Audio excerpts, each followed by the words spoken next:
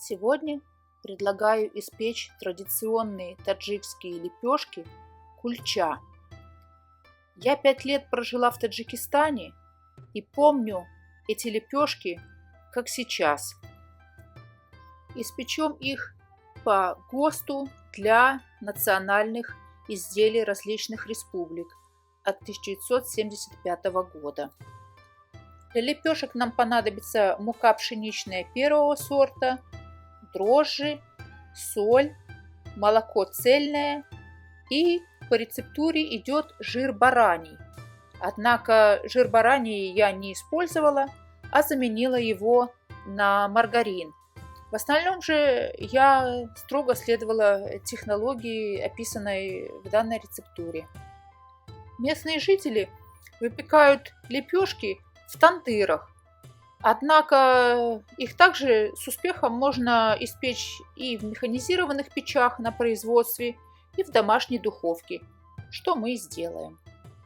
Если вам кажется, что таджикские лепешки очень похожи на узбекские, вам не кажется. Именно так оно и есть. Для начала поставим опару. Возьмем все указанные для нее ингредиенты, хорошо смешаем и оставим на брожение на 4 часа при температуре 28-30 градусов.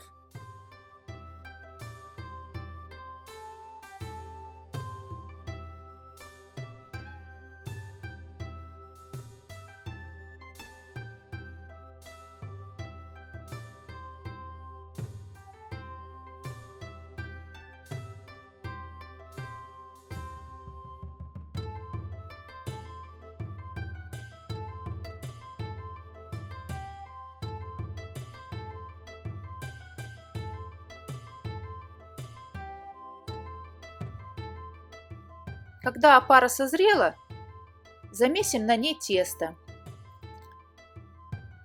Тесто вымешивается до среднего развития клейковины, а затем отправляется на брожение на 50-60 минут при температуре 29-31 градус. Я прожила 5 лет в Душанбе, столице Таджикистана, и помню, лепешечные тогда были на каждом шагу.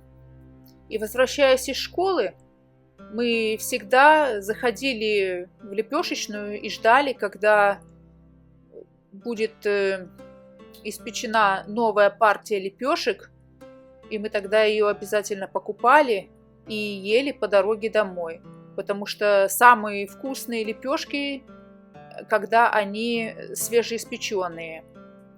Поэтому желательно печь их непосредственно перед употреблением.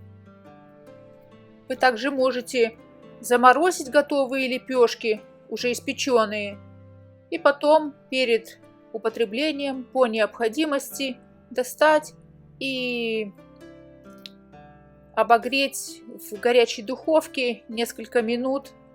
Тогда они будут как новые, как свежие, и вы сможете насладиться их прекрасным вкусом.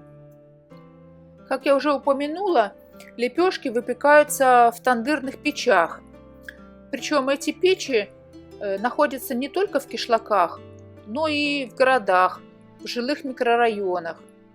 Я помню, у нас во дворе жители построили тандырную печь из глины и выпекали там лепешки. Когда они ее топили, все соседи приходили и выпекали там свои изделия. Именно такая практика существовала раньше и в других странах, например, в странах Средиземноморья. Готовое тесто делят на куски и округляют машинным или ручным способом в зависимости от того, где лепешка производится. Сформированные заготовки отправляют на расстойку. Средняя масса лепешки кульчи составляет примерно 200 грамм. Диаметр где-то 18 сантиметров. Диаметр середины 12-15 сантиметров. а толщина края где-то 2,5 сантиметра.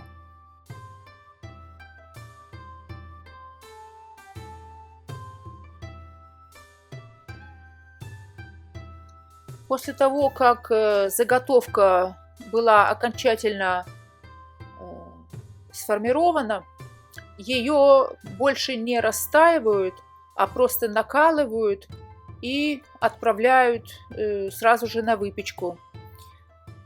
Накалывают лепешки специальным прибором.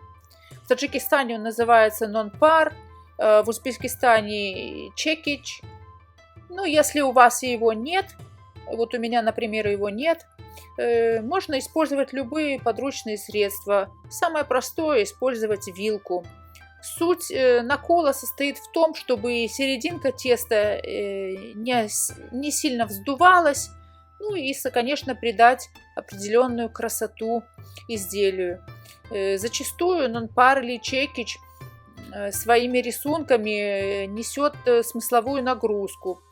Поэтому, если у вас есть такой инструмент, конечно, ваша лепешка приобретет особую красоту. Лепешки после накола сбрызгиваются водой и украшаются кунжутным семенем, черным и обычным, светлым, по желанию. Выпекаются они при максимальной температуре вашей духовки, желательно 280-300 градусов в течение 8-9 минут. По окончании выпечки лепешки можно сбрызнуть водой при желании для придания дополнительного глянца.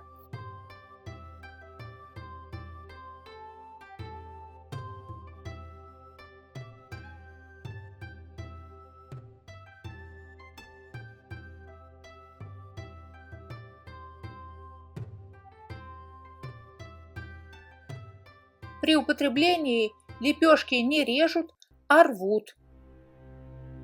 Их макают в еду или едят просто так в прикуску с чаем.